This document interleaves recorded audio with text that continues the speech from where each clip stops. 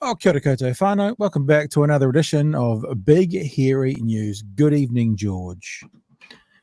Good evening, Pat. Good evening, Nala.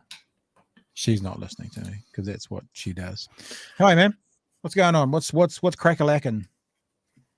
I don't have a cat camera. I will get one organised at some point. Yeah. My cat's called Combat. Then me, you, and Chewy. We could have six. We can have 6 cameras on.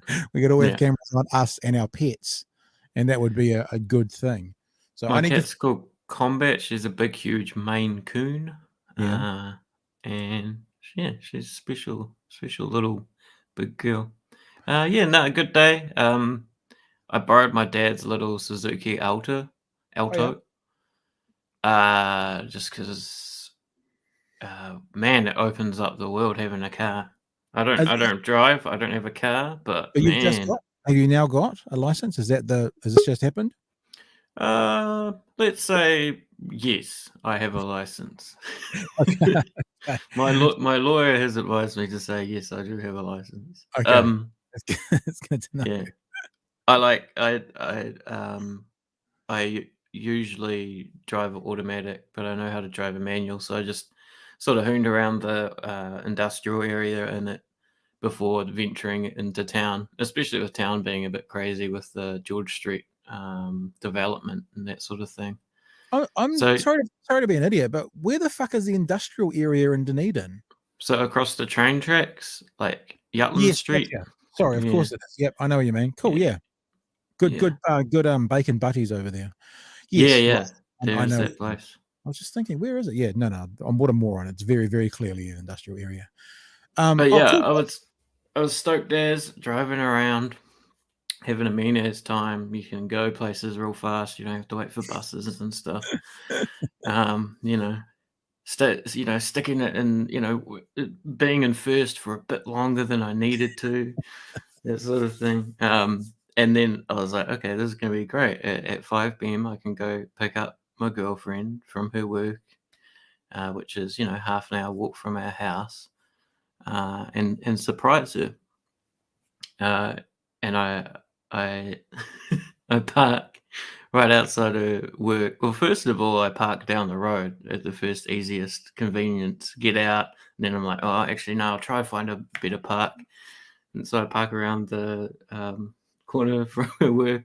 I get out, I shut the door, and I'm like, oh, fuck. No. I look down and I see the key in the ignition of the car, and I've locked the key in the car, in my dad's car. Dad have a spare key? No, so he's like up in Christchurch as well. Okay. So it's getting dark and cold, and like my hoodie's in the car. I sort of wanted to have a go at sort of, doing the old coat hanger. It's an old car, so it would have worked. Yep. But we just ended up calling the locksmith. $150. $150. That hurts. Mistake. Yeah. So hopefully I've learnt my lesson, and I'm never going to leave the keys in the car again.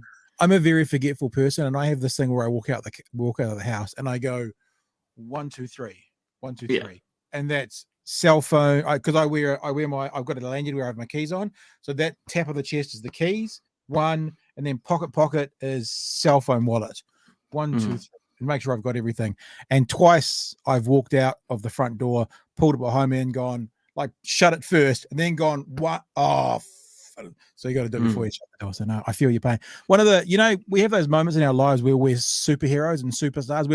We're like the best human being we can possibly be. I had one of those moments when I was at Teachers Training College to do with a locked car. I was walking back to my car and I was walking past a couple of girls who had locked their keys in their car and they were doing the thing with the coat hanger and they were trying to do this. And they were like, they just looked at me, do you know how to do this? And, you know, everyone's done it once in a while, Everyone but knows it's really how to do it. finicky and it's hard to get, but it works. And I went, oh, I've done it a couple of times. You want me to have a look? And they said, yeah, can you have a look? And I went across. I took the coat hanger off her. I went like this. I went down, twist, up, pop, down, twist, out, handed it to her and walked away like a fucking boss. It's one of those moments that I made me the coolest person. And ever since then, it's been on a downhill trajectory. So the next 30 years has been a bit of a nightmare. Yeah. So yeah, I get it. The locksmith basically had a fancy version of a coat hanger, but also they had this thing, they slip it into the door and then pump it up to separate it so that then they can, because I probably would have had to break some sealage on this little crappy Suzuki. I'll tell you something happened to me today, which was very bizarre. And it actually involves this little one here. I normally come downstairs, like, you know, about 9 o'clock, and often other people in the house are still up. And I say to them, you know, just if you put the dog to bed when you go to bed, or bring the dog down, or whatever you want to do, and we'll see what happens. But so the dog wasn't around upstairs, probably out the back doing something. So I left upstairs and I just throw the dog downstairs when you're ready to go to bed. Came downstairs, walked into the lounge, walked into the studio, and the dog's already on her bed downstairs in the studio waiting for me. Which is the first. It's almost like she was going, all right, yep, come on, it's time. You know, this time that we normally get together and do these things, now's the time. So she was waiting for me in the studio at 9 o'clock because I got down at about 9:05, which is kind of hilarious. Hey, look, we could talk about dogs and locking cars, keys in cars all night, but a very last minute acceptance of an invitation by Dr. Anna Brooks to join us to talk a little bit about COVID very quickly. Well, we can get to Anna now. We'll bring her up. Anna, g'day. How are you, man? G'day. I'm not too bad, thanks. We're going to play the article first off News Hub, because that is going to explain to everyone why we're talking exactly about this. And then I want to give just a couple of minutes with you. So thank you for making yourself available just to talk about what the Ministry of Health is doing right now, what the government is doing right now, and what they should be doing. It's a conversation we've kind of had numerous times, Anna, but I think that when they change something, it's like, let's see what they've changed and see if it's far enough, or see if people who are in the labs, which is what I always say, think more need to be done. So the first thing we're going to do is going to have a look at this item off News Hub tonight. And the item was titled, "The MOH, Ministry of Health, urges people to mask up as significant increase in winter illness reports News Hub." Yeah, reports News Hub. Like they've got the, look, no one else has noticed this yet, so News Hub is reporting it. Anyway. The Ministry of Health is again urging people to wear masks as it reports a significant increase in COVID cases, flu and respiratory illnesses. There have been 10,290 community cases reported today. That's the first time we've tipped over the 10,000 mark since April. 522 people are in hospital, including 10 in intensive care, and 12 people with COVID have died. Here's how the numbers have been tracking over the past month. After getting right down to just over 3,000. We do have to say the write down is also write down of reported cases, not necessarily write down of actual cases. And I'm sure I hear your guffaw there, Anna, so I'm sure we may address that once this article is finished. But let's just make that clear. Remember what the wastewater in Auckland showed us, that it could be 4 times the number of the people who actually had COVID cases in the middle of June. 2 or so weeks later, and we have now tripled that. And our hospitalisation numbers have been steadily increasing too, going from 300 a fortnight ago now to over 500. Ashley Yates has more. Auckland still bearing the brunt of COVID-19. It continues to wear the thorny crown of being New Zealand's virus hotspot. Every company, every department, short of staff, always worried because we don't know how people will react to the disease. As cases increase across the country, it's the Omicron BA5 variant that's making its presence known. The latest data we have shows it being around about 30% or more of cases. And we expect, that's about a week old, that data.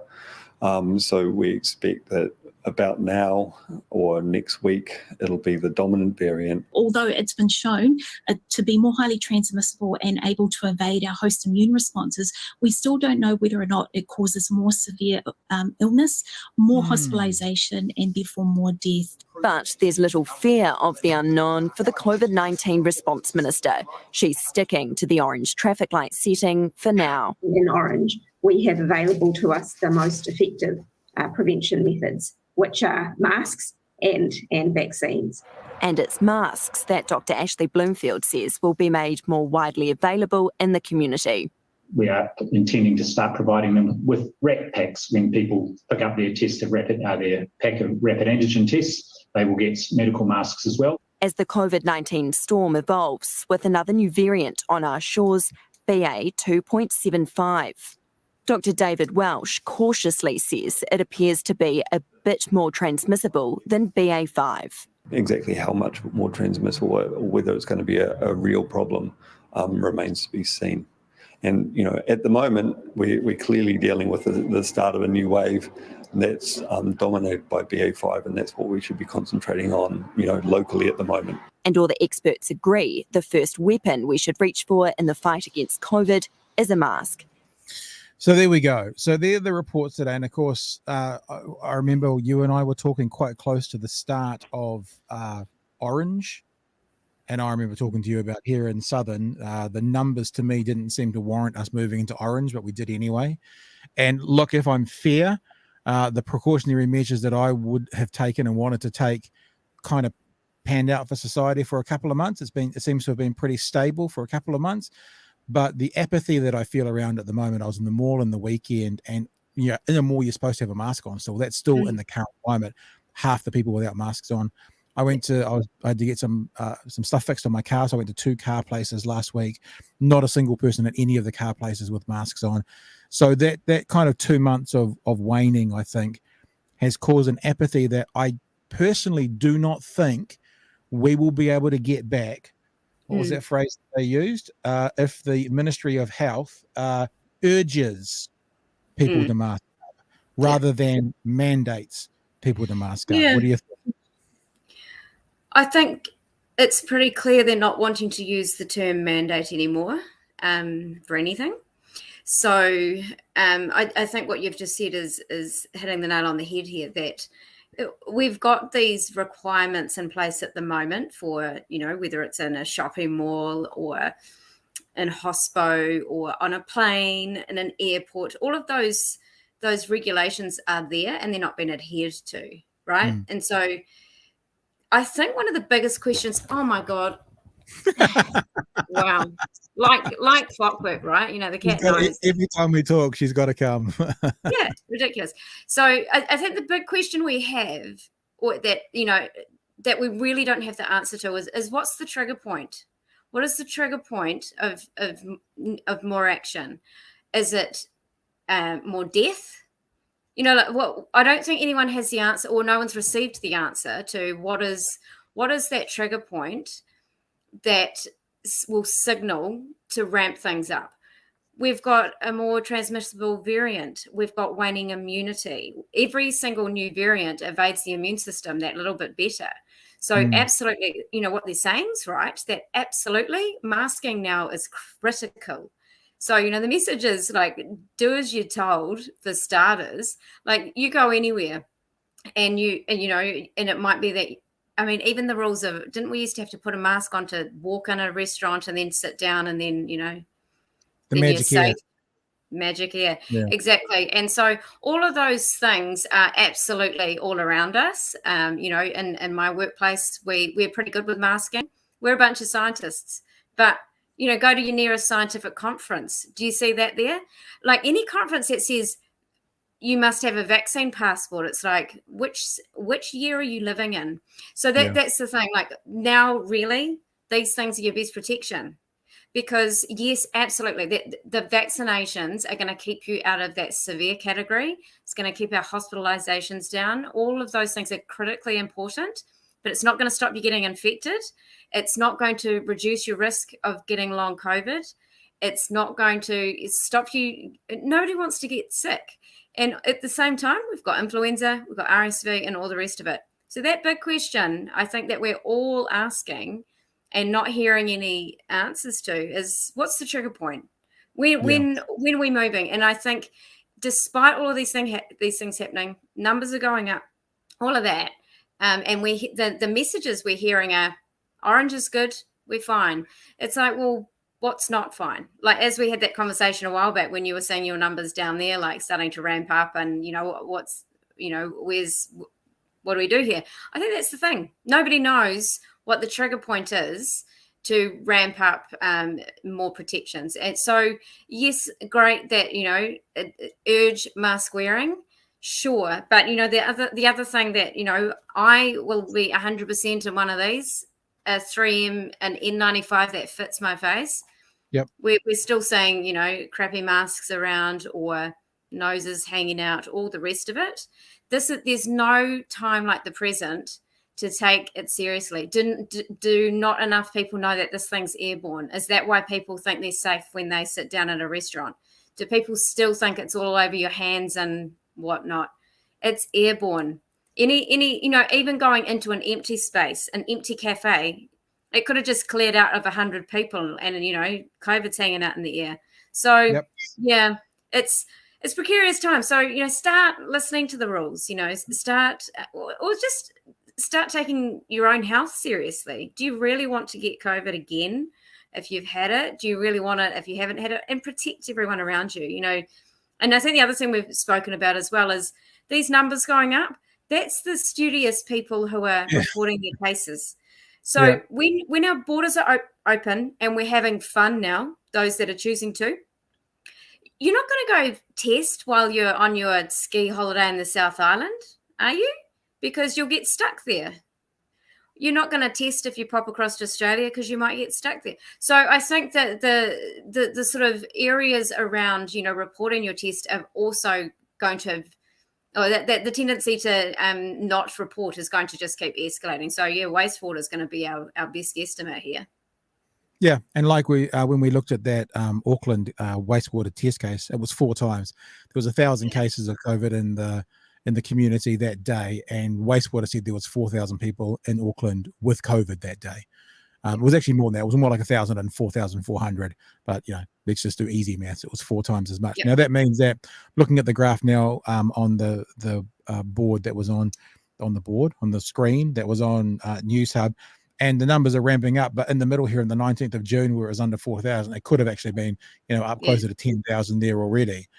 Which means today, I would think that with the heightened now, the new variants and stuff, I would hope that there wouldn't be as many people being quite so relaxed about it. Maybe more people would be, reporting it than not, because I thought 4 to 4.5 times was ridiculous.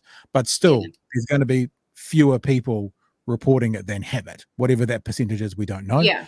But that's going to be the case. And I agree with you. It's this idea of, at what point, what needs to happen before the government will actually do what's scientifically and best for the public health, rather than what they think is going to look best in the polls. Absolutely. And what is it that we have to get another 20% of people die, that the numbers have to go to 15,000 a day? What needs to happen, as you call it, the trigger point? What needs to happen before this government goes, oh, now's the time? Whereas actually, and I guess I'm not even suggesting red. I don't know if we'll ever go back into red, but surely they could say like masks in schools. I don't know about you, Anna. Maybe it's different for you because you're in like a community that's dealing with COVID, like the scientific community. But a lot of people I know who have got it, adults, parents who have got it via the school. It's come home with the kids. So even that could be a change they could make tomorrow. That wouldn't force, as I've said before, the 12-year-olds to be the people making decisions for public health. So that's what's happening in schools. And now what they're saying, the Ministry of Health, with their quote unquote urging, is they're making people in the community responsible for public health. Now, if that's the case, why don't you make people in the community responsible for all public health? Why don't you let anyone smoke who wants to smoke? Well, I know there's rules around that. There's laws around that because from the Ministry of Health and from the government, they say we need to make decisions to protect who we need to protect. And in this place, we're kind of going, well, we do want you to protect yourselves. So you decide. It's utter lunacy. It's ludicrous. Yeah, absolutely. Because that's been one of the solid sticking points that we've had all the way through, that schools should have never been left, to make their own decisions, and worse, students, you can wear one if you like, because we absolutely knew that was facilitating spread. Of course it's going to. I think one thing that will be a telling time for us is the fact that school holidays are coming up. Is that going to dampen things, or is that going to be a circuit breaker because there's no kids at schools? That's or what we is got it told going to last night. create, or it could create a new type of wave where everyone's out having fun, but numbers could drop down, because if you're away on holiday, Right. So it's all those. It's not that people necessarily will not report their test because they don't want to report it. It'll be to do with your circumstances. So I think, that's a legit one where people might be away for the weekend. They don't want to get stuck where they are, or even that they might not even want to know that they're positive because they're getting on a plane, all that sort of stuff. So we'll have that escalate over the school holidays, because the same thing, you might be a couple of weeks in Queenstown, you might be on the Gold Coast, and you might just want to keep it under wraps because you don't want to know. So the school holidays might create that. Or it might disperse things, or this thing's just too virulent, this is just too spready, and we're just going to get massive increase, because the numbers that don't lie are hospitalizations. You can hide behind not testing. You can't hide behind when you're so sick you need to be hospitalized. And we've been ignoring our frontline workers for how long now? They're telling us they're in dire straits already. You see reports daily of someone waiting for hours on end for ambulances, or an urgent, an after hours. All of those things are already happening. So we're just sort of waiting for, what's coming. We don't really know what's coming. And that's a really good point, because in other words, if people aren't sending their results in, that's one thing, but it's not like they're going to go, I need urgent medical care, I won't send that in. They kind of have to go and get that. And as you can see from the graph that's on the board right now from the news hub item, it's getting close to doubling. Since the third week of June, it's getting close to doubling. So whatever the genuine number, I mean, I don't want to extrapolate too much, but does that mean actually the numbers in the community are getting close to doubling? Well, exactly. That there's something like that going on, because you have to remember, we've only recently got access to the next boost, and getting boosted doesn't give you an instant, barrier. You've got to wait for your immune system to wake back up. So we're in that precarious time as well. Like, how many people have had access to the second booster already? So a lot of us are in that zone of pretty much no immune protection, because where it's dropped off. That getting that second boost is absolutely going to kick people back up to a good protection. But how long is that going to take to stop, to start see our numbers come back down? So I don't really agree that, that we're in a situation that vaccines are protecting us per se. They're protecting us personally from severe illness if we're up to date with our vaccinations, but we're not protecting our community, if you know what I mean. Like, those people who are always going to be vulnerable to infection are not being protected if everyone's out there not caring for thy neighbor, and they're not wearing their masks and they're spreading it around. So absolutely, we need all the tools in place, but there's nothing more important right now than not spreading it to people who are vulnerable. And that means wearing a mask, wearing it properly, and realizing that the air around you is, if you're somewhere where there's a lot of humans, there's going to be potential for COVID in the air, and taking your mask off to have a drink, eat, be merry, you're at risk. Yeah. And airplanes just freak me out. They're full of people in their masks. They take them off because it's safe to eat. Yeah, whatever. Yeah. No, that's right. I'm feeling I'm booked in to come to Auckland in October, and we'll see how that all pans out. Oh, we'll be better by then, hopefully. We'll see. Hey, thank you for joining us. Thank you for coming on. We're only going to be 5 minutes. We've been like 12 or 13 or something, so I appreciate you giving us a few extra minutes. Before you go, though, Simple wanted to say go the cat, but then Steve said straight away after that cats are evil. So there you go. The full exactly. He literally hears. Maybe he hears you, and he's like, right, there's Q the cat. and, you know, I'm going to leap across the screen Yeah. and then No. parade behind, you know. Yeah, no, people do seem to like to interact with the Steve also says evening Nala to the dog. So people do like to interact with the animals at It's some Theo. reason. Theo's his name. Yeah. Theo. I've said to you this to you before. Your Theo, it seems to be like the cat version of my Nala, colouring and stuff. It's kind of weird, eh? Yeah, totally. Yeah. So there you go. And now That could he's be- minding his own business just off screen here, but, you know, he wants to be a feature for, you know, as much as Next he time. can. Well, you know, he Why doesn't do command performances. That's a cat, isn't it? We don't do command Exactly. performances. We perform when we want, as we want, how we want. That's pretty much a cat. Preferably across screen, you know, disaster zone. It's like he didn't hang up on you, you know, like push some buttons there. Hey, Anna, thanks for joining us, mate. Really appreciate your time. Awesome. All All right, right. all the best. Catch you later. So there you go, guys. We never really want to be the purveyors of doom, but we do always want to be, you know, giving you the facts and giving them to you as they come in. And I mean, I can't say it strongly enough. Wear your masks, you know. And I almost think I was wearing, it's called a P1 mask. It's not an N95, but it's sort of gives the same protection, but it's got a valve in it, which means actually you can shed virus out. But I'm kind of at a point now, and this might sound selfish and I might get criticism for this, that if all those people in the malls are just going to go, fuck it, I don't need a mask, then I'm not responsible for you anymore. Now, I agree with Anna in general. You know, Anna's saying looking after the most vulnerable, but for those people who are in the malls who are walking around with no masks on, for the people who aren't caring, then I'm going to look after me now. This whole thing, when it all started, I can still remember driving down the one-ways here in Dunedin, and look, like I'm talking about 2020, and the signs up on billboards up on the bus stops to the university students saying, look after Nana and Pop, meaning you guys need to be careful because the elderly people are the ones who are going to suffer. And I'm completely on board with that. And we got to some point through this whole thing where basically those that were trying to look after others were being given the middle finger by those who are like, meh. So yes, I want to look after others, but I'm also primarily more interested in looking after myself right now. I guess that sounds really selfish and maybe a bit immature, but I think the flip side is if everyone looked after themselves, then we'd also get past this thing. What do you think, George? I've got the wrong end of the stick there? I mean, that's totally understandable, Pat. I mean, yeah, the thing I guess that I'd add is that it's well, it almost seems inevitable with what we've been talking about that the schools have finally sort of it starts to seem like some of the schools have finally come around to enforcing their own mask things when they realize how bad it can be.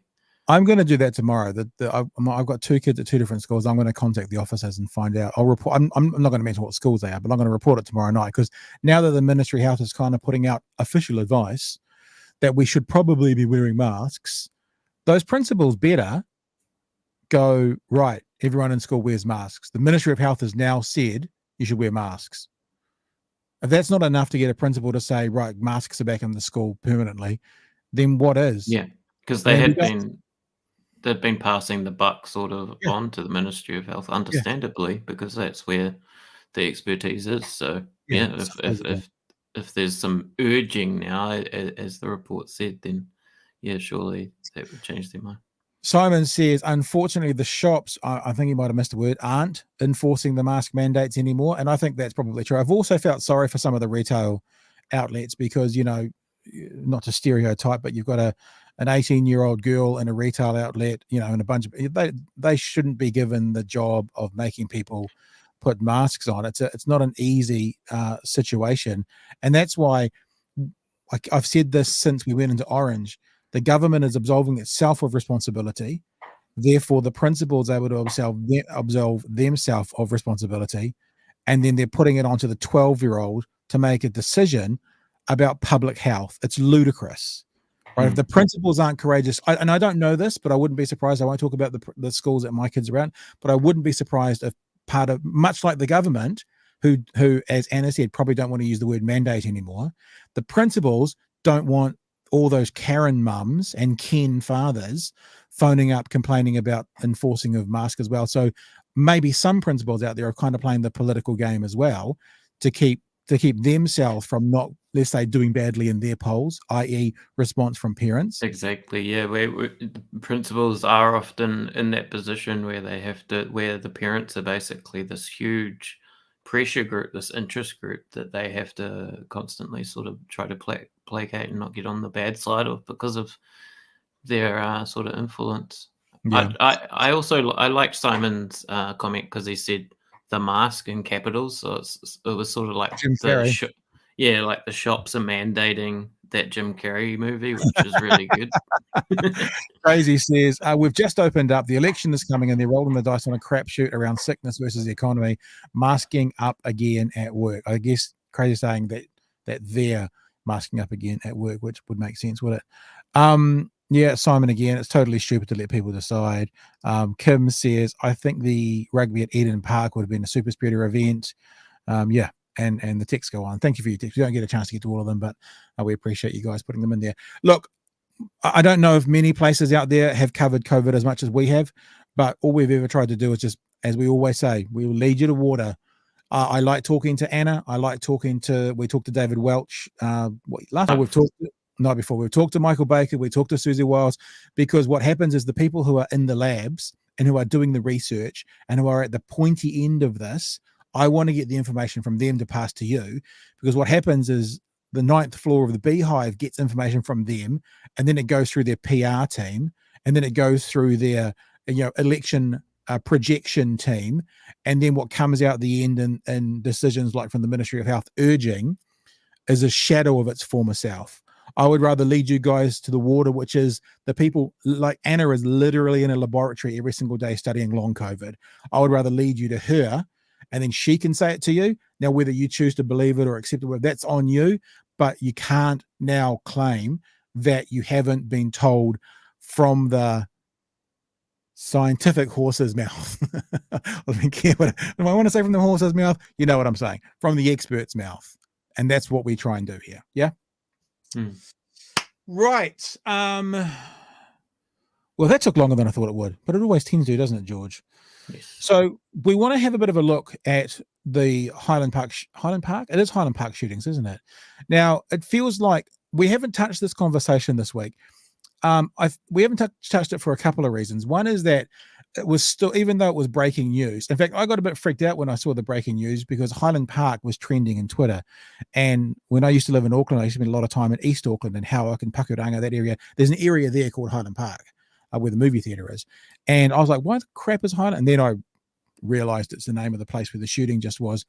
And there is quite a bit being revealed in the last couple of days. So we had some other topics to talk about earlier in the week, and this has been there. But now that we've left it for a couple of days, we are going to touch on it and have a look at it, because as always happens with these issues in America, typically they come out almost every single day, is you give it a few days and you get a whole bunch more information. So where we might start is to have a little bit of a look at, it's basically exactly what we're saying, what we know so far about the victims of the Highland Park parade shooting. So this is from NBC News in America. Let's have a quick look at what they have been saying with the reports that they've put out in the last 24 hours.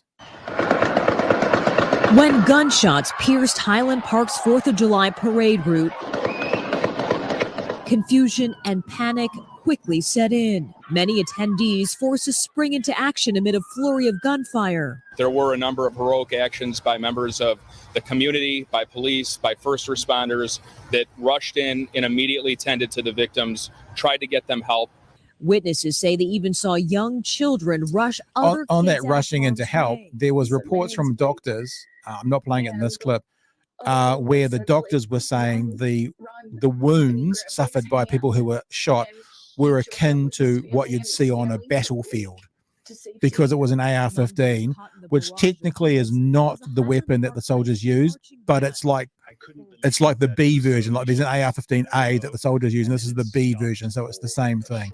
So the weapons that they suffered are the same. The injuries that they suffered are the same injuries that soldiers get on a field of war, is what the doctors were saying. Shout out to the band who did a brilliant job of kind of keeping the kids all together and safe. Thank God everybody was fine. Still, as a suspected lone gunman attacked while positioned from a rooftop, those on the ground describe the scene as a war zone.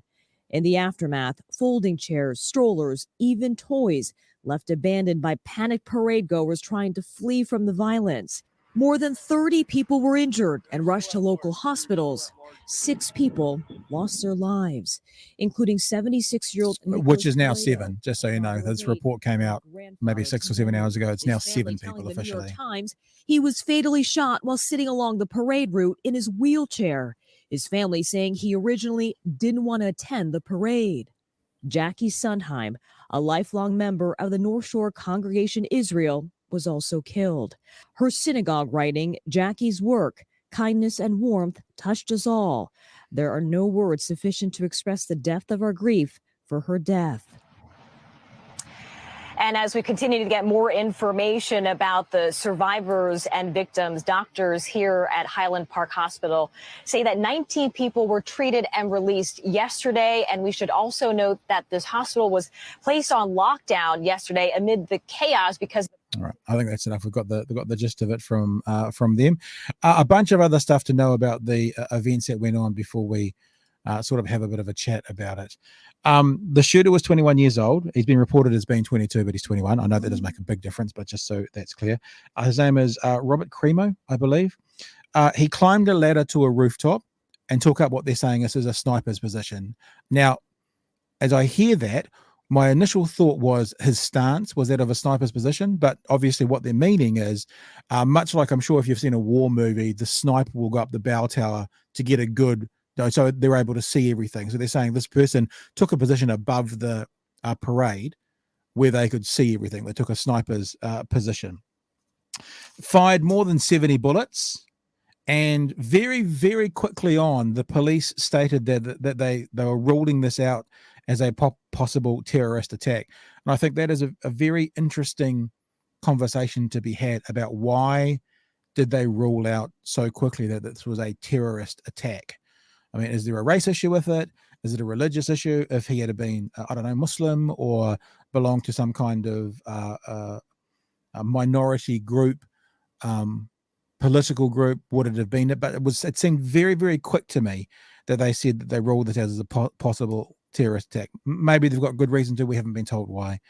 The other thing I thought, and I'm not trying to make light of the situation, but you know, like yesterday when all those kids were shot and killed at the school, just the other day, and people like, I don't know, Ted Cruz and any right winger that thought that they wanted to defend the NRA came out and talked about, you know, what we need to do is we need to harden the schools. What we need to do is we're blaming the doors on this. It's the doors' fault that they were open. Well, I have to assume that if you're consistent, which I know I might be clutching at straws asking a politician to be consistent, then surely you must be now going to blame the ladder. Because without the ladder, this person wouldn't have been able to climb onto the roof and take up a sniper's position. If you're going to blame the doors at the school, then wouldn't it be logical to blame the ladder here? And I don't know, maybe something like, you know, guns don't kill people, ladders kill people. Maybe that's the new slogan you want to be pushing for. George, you want to add anything at the moment?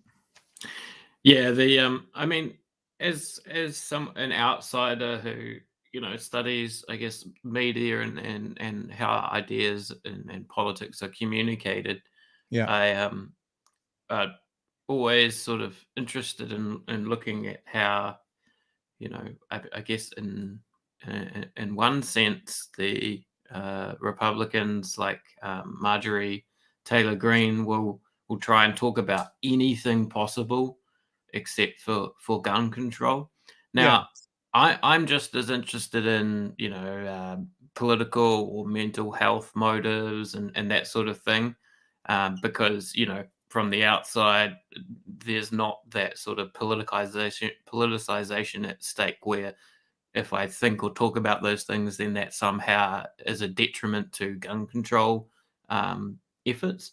but yeah, anyway, it was pretty hilarious looking at Marjorie Taylor Greene's Twitter and seeing, SSRIs, so antidepressants, marijuana, this like fervorous and you'll see, pardon the phrase, libtards do this as well on Twitter as well. This sort of like fevered like attempt at very quickly making this gunman or other gunmen that we've seen either a Trumpian or a Biden supporter or Antifa or whatever it is before much is even known. There's people try and cram a whole lot of, and it's because, I guess it's partly because it's an event of sort of nihilism in a sense. It's a black hole.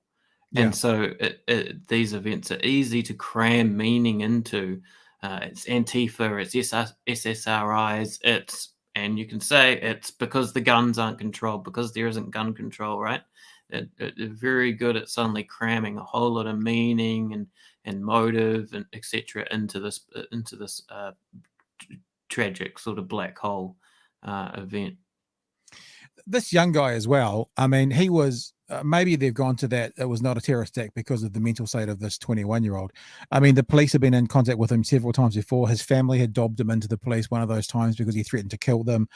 He'd been a troubled lad since what they call middle school, which I think is about, for us oldies, form 3 to 5, for younger people, years 9 to 11. I think that class is middle school. So he's an item. He's a person that is known, as they say in those worlds, to the police. He also planned this out quite extensively. So that whole idea about we need to keep an eye on the mental health of people, because that's another thing that the right wing go to not talk about guns. That is a mental health issue. He was obviously a candidate for closer inspection. He planned this out meticulously. His social media postings over the previous 2 weeks were getting worse and worse and worse.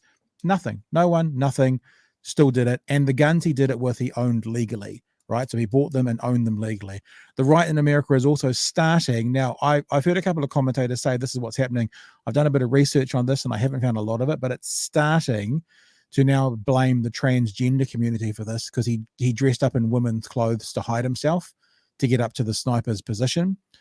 There is a well, let me say this: if it's not as prevalent as some on YouTube are saying right now, it will be within 24 hours. Now that that's come out, it'll be a way of also diverting away from guns.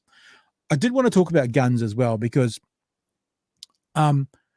what I have found with my experience with talking to Republicans and right-wingers in America, and I do it probably more than most New Zealanders. I won't say a lot because I do it on this and I do it on my other podcast and I do it in general. I used to do it every week with radio contributors and that kind of thing as well, is they don't understand the Second Amendment. That's one thing, right? We'll get to that shortly. But also we talked about it before, about the whole, I don't want to say I was joking because it's a horrific thing to talk about, but the whole guns don't kill people, people kill people. I just wonder why people who believe in that, or say they believe in that, maybe it's just a trope and they know it's not true, don't apply that to other things where people die, because what they're saying is basically a gun is an inanimate object, yeah? And a person has to use it to kill people. Well, so's heroin.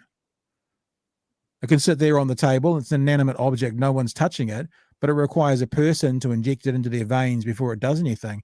And most people who use heroin on a daily basis don't kill themselves, but some do. So why, if they're going to say guns don't kill people, people kill people, why don't they go, well, sweet as, heroin doesn't kill people, people kill people. But of course they don't, because it doesn't suit the narrative they want to get out there, which is, as George kind of intimated, get this conversation away from fucking guns. Anything else but not guns. And I know this is a silly thing to say, 400 million guns in America. If there were no guns in America, there'd be no gun violence, wouldn't there? Yeah. Funny that. The other thing I've noticed is they try and make it about Chicago when this place is like way north of Chicago and is a very affluent sort of white middle class sort of area of Illinois, or that's where Chicago is, Illinois. Yeah, up the top, Chicago, Illinois. Yeah, that's right. I mean, there's a sorry, Pat. There's a comment from me again if you take away guns, these nutters will just use something else. But if you take away the guns, then the nutter won't be able to inflict this amount of damage on people. So that's the point, right? There's 2 points to that. One I was about to make, which was if guns don't kill people, people kill people. How does America justify having 400 million guns that those people can use to kill people? You know what I'm saying? It's like they're still there. It's like, yeah, even if we accept it's not the guns, it's the people, they still have so many guns there for those people to use. But the other thing is, it reminded me when you were talking of Marjorie Taylor Goon face. We could probably find it if we wanted to. She came out after the school shooting, and there was a reporter who said to her in a press conference, "Why does this only happen in America? Why doesn't this happen in the UK?" And she stormed to the front of the stage. She said, "No, but you have mass stabbings." And that was her response. I saw a TikTok today or yesterday, just popped up on my feed. You know, not someone I follow or anything. And they went, "Really?" It was an English person. And they went, "I'm going to get the numbers a bit wrong, but you'll get the point."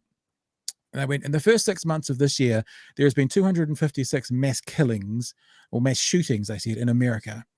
How many months in the UK do you think it would take to get to 256 mass killings?" They didn't even go shootings, they went killings. And he paused for a second. He went, "Nope. You have to go back to 1860 something. It was like 180 years to get to," and he included like with knives, and he included any kind of mass killing. He was like, you have to go back into the early to mid 1800s to get to that number of mass killing. He included fucking arsons, like everything. So that woman is insane. But the thing about insane people is it doesn't take much to point out they're insane, which leads me into the conversation. Sorry. Yeah, go. Me again. Yeah, sorry. I didn't say the rest of your sentence just because it wasn't really related to what we were saying. But P.S. I'm no fan of guns having experienced to go off without a trigger being pulled. There we go. So here's the thing about the Second Amendment, right? The Second Amendment is crystal clear. The Second Amendment says a well-regulated militia, right? So that's the first part. So a well-regulated militia is basically an army that is not, or a group of people forming an army type organization that's not an official army, right? So that's the first part of it. I'm reading it out for you to make sure I get it right. Being necessary to the security of a free state, i.e., if anything happens where a militia needs to be involved because the state is becoming tyrannical. Man, I said that weird, tyrannical. A well-regulated militia being necessary to the security of a free state, the right of the people to keep and bear arms shall not be infringed. That's the Second Amendment. Now, very clearly, with an ounce of honesty, a well-regulated militia, a group of people, to defend the country in case the government becomes tyrannical. That actually means you don't have the right under the Second Amendment to defend your property as an individual. You don't have the right under the Second Amendment to open carry and even shoot and kill people in your own self-defense, because that's not what it's about. The point is, right-wingers don't even know the Second Amendment. And I'll give you an example, because I had a lovely conversation for about 6 days to a right-winger just a couple of weeks ago. And I asked him the question, remember, he's the one with God's guns and glories and the American flag behind him, what the Second Amendment meant. And he doesn't know. In my opinion. It's not even what the Second Amendment says, bro. I know you should need to defend yourself against an oppressive government. That's what the Second Amendment says. Do you know the Second Amendment? Like, do you actually know what it says? Yeah, it says the people should be able to ensure their freedoms against an oppressive government. The right to keep and bear arms shall not be infringed. You missed out a really the militia important part. piece. The militia part, but the people are every man 16. Every man 16. What kind of militia? Well-regulated militia. There you go. Every man 16 to 65 should be capable and interesting that he knew. He did know. He just didn't want to say it. And use a weapon in what instance? And use a weapon in what instance? Use their weapon. In what instance? To defend against an oppressive government or whatever. So that's not defending someone stealing your TV, is it? Or whatever. But nor shall it be infringed for any reason. Doesn't say the Second Amendment says, bro. Doesn't say for any reason. It shall not be infringed. To form a well-regulated militia. So the Second I know, but Amendment well says, regulated is Right. you're trying to imply something that it means something that yeah, it doesn't mean. it does mean something. An organized group of people Yeah, and they can organize locally. But that's not a person shooting someone in the back running out of their front yard who's just But stolen that's a their matter TV. of self-defense or whatever, or It's not defending your self-defense property. shooting someone in the back as they're running away. I know, Stand but your ground. you're bringing up a spurious example, not dealing with the issue. Well, explain to me how shooting 21 people at a primary school is any of those things. It's the not. person That's the legally got evil their of gun. the heart. Normal So people he- don't do that. But So when he you shouldn't have a have had the liberal gun. when you have a liberal society that debases and demoralizes people Any other reason. and messed Any up other reason. families, this is what you get. Yeah, the Liberal family. society did this, when you and then have they say we 400 can't trust men with guns anymore. When It's you have ridiculous. well, that's not true because no one's had any gun regulations put on them. Nothing's changed in America when it comes to It's purchasing been quite firearms. infringed. The Second Amendment is quite infringed in America, especially How in so? California. In California, in New Jersey, all over the country, it's been messed with. We even had a so-called assault weapons ban for a few decades there after Reagan Yeah, was. and what happens after it came back? I don't know. They messed with the numbers. Mass killings went through the roof. Supposedly, but you're No, you're dealing the with data. symptoms. You're No, dealing the with data. The the data is shows. misleading. People can lie with numbers all the time. Okay. So you see anything else, and the best part, actually, I didn't notice it so much, George, until you went, oh, he knew then. He knew that the number of mass shootings increased after the assault weapons ban was lifted. And when I said what happened, he said, I don't know. And I said, the numbers went up. And he said, well, supposedly. So he did know. And here it is right here. The death toll from mass shootings went from an average of 4.8 per year during the ban years to an average of 23.8 per year in the decade afterwards. So it's actually pretty unequivocal. And he knew that, but he said, I don't know. Because anything other than the guns, anything other than the guns. Those bloody numbers, those numbers are so inconvenient because they don't work to my narrative. It was it was the same with the well-regulated, right? Because there's something irreconcilable with conservatives that want the Constitution to be read as a sort of static document, as the originalist reading of the Constitution. They suddenly reach a contradiction when they find that amendment was written in a sort of influenced by a Lockean philosophy of how people will be able to basically counter a tyrannical government through arms and revolution, as happened with America. Reconciling that with the fact that nowadays, things are quite a bit different. Even having a well-regulated militia is sort of a difficult sort of, probably a lot of the time illegal thing to do. So conservatives reach a sort of brick wall in that sense because they can't do the interpretation, sort of reading the Constitution in light of how society is now, because they've already stuck to their guns, as it were, all the time, and saying that no, the Constitution must be read as it was originally written, etc., etc. It's almost like they pick and choose whatever they want to suit their pre-proposed narrative. Oh, it's almost like that, George. Almost, because what you're saying is 100% fair and completely accurate. Because Americans, well, in this situation, they don't like regulations, but it says in the Constitution, this group of people who have the guns have to have heavy regulations on them, a well-regulated militia.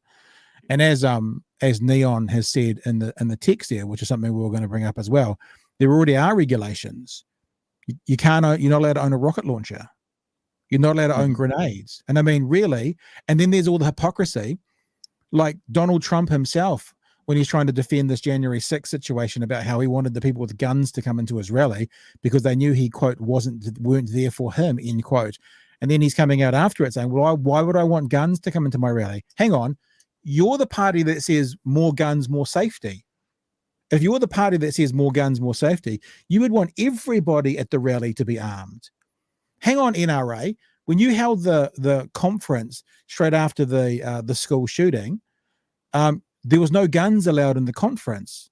Hang on, but NRA, you're the ones that sell the idea that more guns mean more safety. Why don't you let guns come into your conference? It's almost like they just pick and choose whatever fun argument they want to suit their own narrative in that minute, and then tomorrow when it doesn't, they change it and do something else. Anywho, so there you go. I don't know how we quite segue from there into talking about the Grocery Commission. I'm still daydreaming about a society that actually implements that Second Amendment and does somehow have like a popular militia that is able to counter like the military and that sort of thing. It does seem quite impossible with all the variables involved. It's so funny to watch commentators out of America who go, if you didn't live in America, all the people who live outside America, they can all see how absolutely batshit crazy this is. Like any perspective from outside of America, everyone can see, 99% of people, there's always the 1% nutters. 99% of people can see how batshit crazy this is. 99% of people, as soon as you point out that the Second Amendment actually says a well-regulated militia, I'll read it again, being necessary to the security of a free state, then straight away, all of those ideas about owning guns, shooting criminals in your house, all of those things aren't covered by that statement. So it's just, I mean, like, it's just infuriating. It's infuriating, and it doesn't really even impact us, but it's infuriating. But there you go. Hey, we're going to wrap up now with a completely different. I kind of feel like there's a few times I did this when we're having these crazy bad segues. I'd do this, and then I'd put like Nala in full screen, so people could look at her for a while, and then we'd get into a different story. Wait, you right? Yeah, all right, she's all right. And then we could segue like that, and that was like, like when you go to a restaurant sometimes and you have something between courses to cleanse the palate.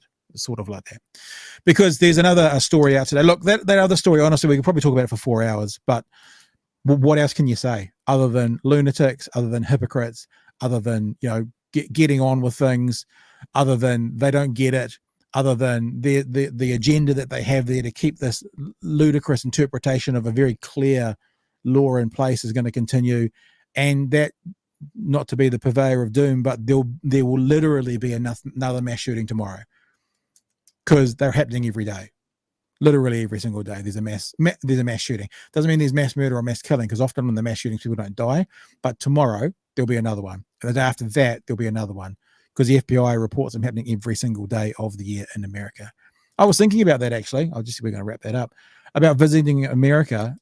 What would you do? Would you not worry about it and just play your odds and go, she'll be right, mate? Like, going and seeing the sites, and because it's been in grocery stores, it's been in schools, it's now at parades, there's been in movie theaters.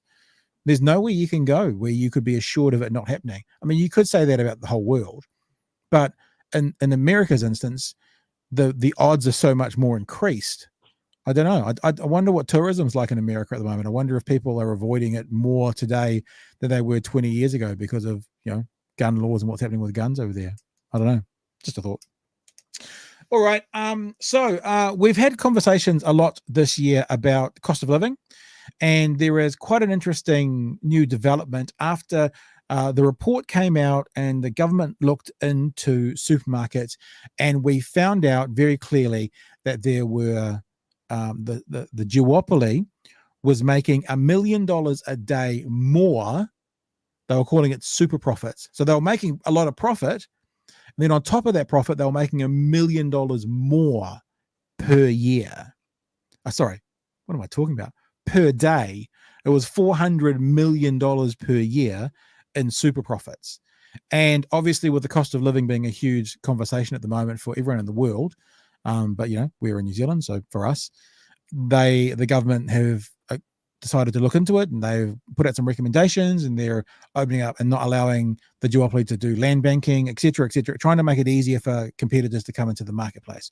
Well, today the announcement came from Dr. David Clark that there would be a what are they calling it? A grocery commissioner right? Which is a single and individual person sort of in charge of keeping an eye on what's happening with that duopoly, keeping the government, the position actually holds the government to account. So if the government says we're going to do A, B, and C, this new commissioner's position is also then to hold the government accountable to make sure they do it and to keep an eye on what's going on.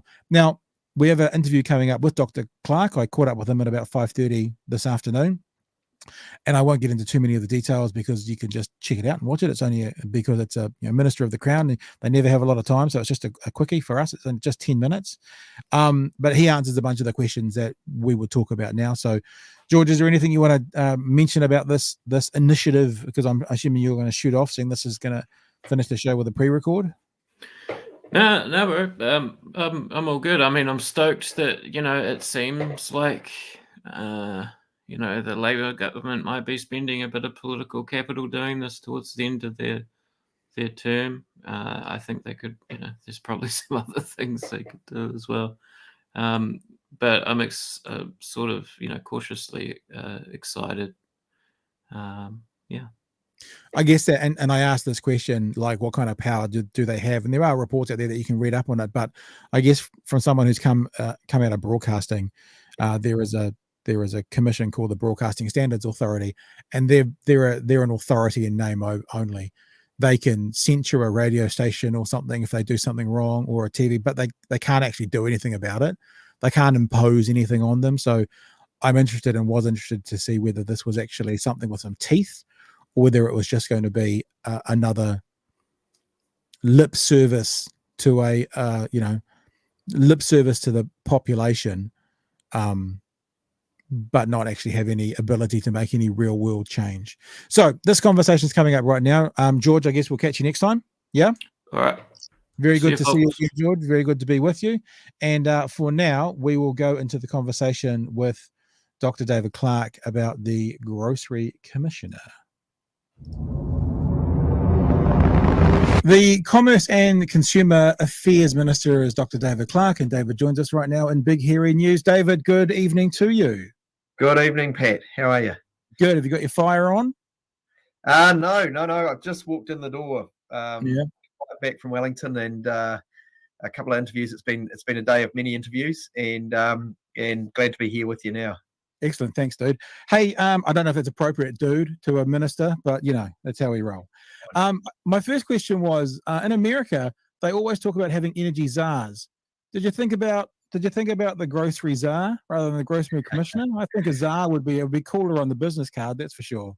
Yeah, I think the public will judge that by the performance of the commissioner, really, and those kind of names only stick if they come through with the goods. So it's going to be interesting. I mean, we're setting up a grocery commissioner. That's what we've announced today.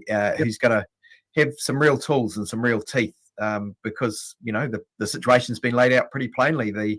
The Commerce Commission has, by their most conservative estimate, concluded that the supermarkets are making $1 million a day in excess profits, and that they've been doing that for years. Yeah. And that is, and I keep stressing this, that's their most conservative estimate, $1 million a day out of Kiwis' pockets. So we've got a pretty good platform for making change, a good understanding of what's going on, and we're putting the tools in place to change the situation.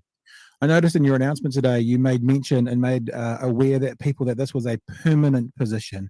And I was wondering, is that because you want people to know that you're not just having a bit of a look at this over the next few months, or is that because you want to kind of enshrine it so no future governments can get rid of it?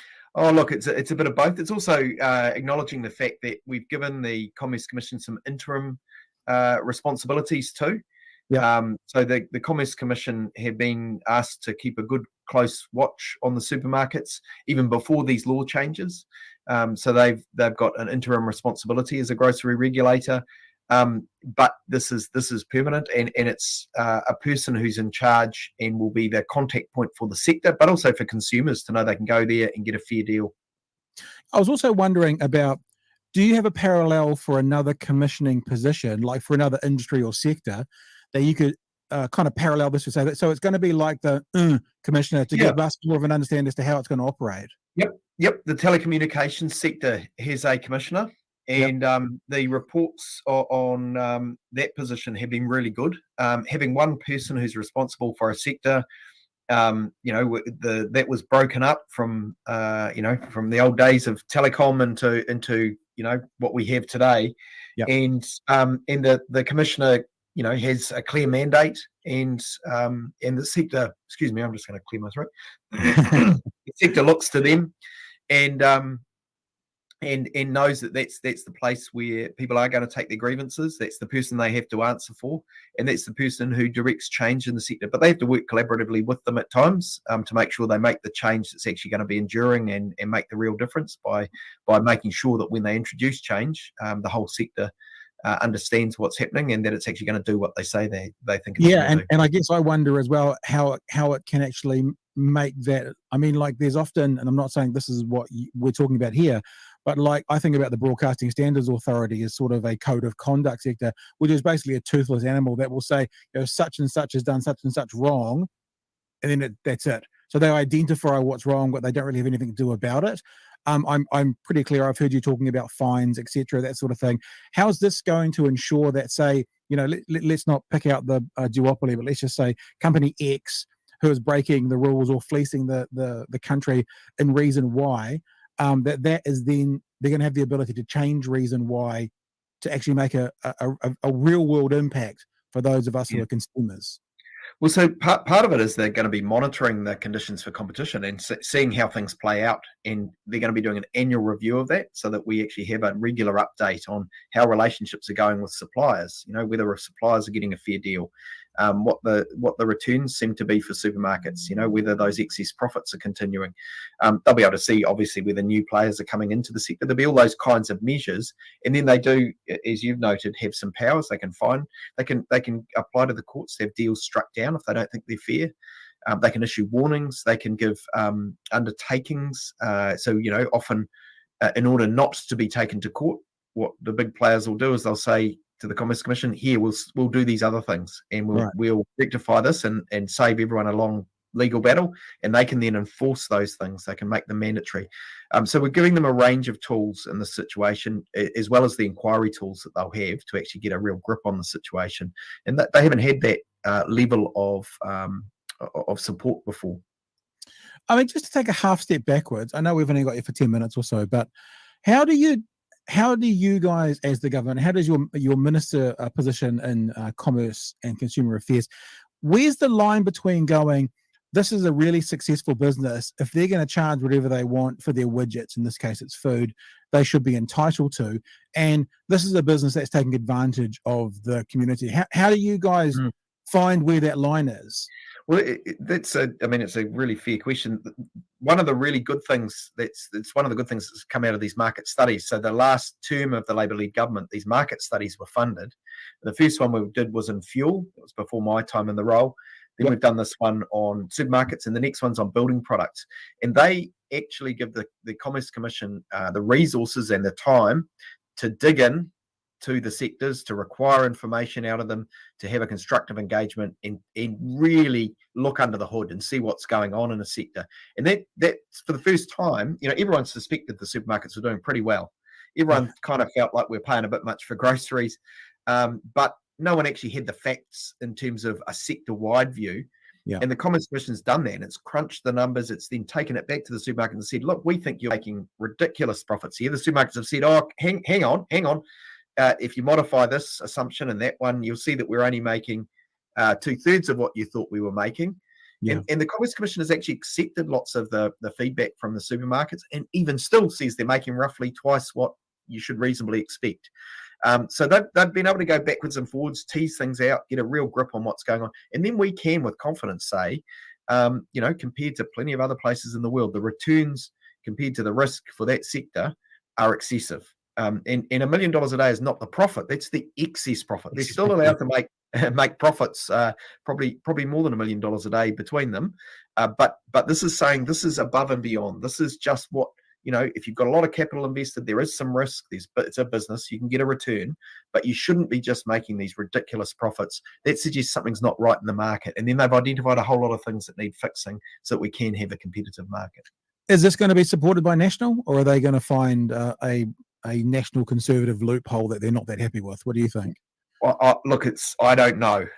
So far, they have supported the initial changes we made around banning anti-competitive leases and land covenants. So, credit to them for getting in behind that. When push comes to shove, we'll see. I certainly hope so. I mean, the evidence laid out by the Commerce Commission is pretty blunt, pretty clear. Yeah. I think if they got in behind the corporate giants at this point, I don't think there's much justification they can pull out for it. And I think voters have judged them for it too. You said in today's press conference of the new position, they will maintain a close eye on how government reforms for the sector are implemented and ensure Kiwis are getting a fair deal. So they're going to be a bit of a watchdog on the government going, are you guys getting your stuff together? Are you doing what you're saying as well? They're going to be looking over the whole thing. I mean, I want to get legislation in that will actually do most of this stuff before they're even set up, right? Because I need to pass legislation to get them set up properly. So they're going to be a part of that whole picture. So from day one, they should have the tools that they need once we find the right person. And it will be a pretty thorough search, because this is going to be a high-powered role, and we want someone of the caliber with the regulatory experience necessary to be credible to lead the change that's needed in the sector. But I would hope they would have the tools from the beginning. How's this going to impact suppliers? Will it be a positive or a negative for the supplier? The code of conduct that we're putting in is something the suppliers have long asked for.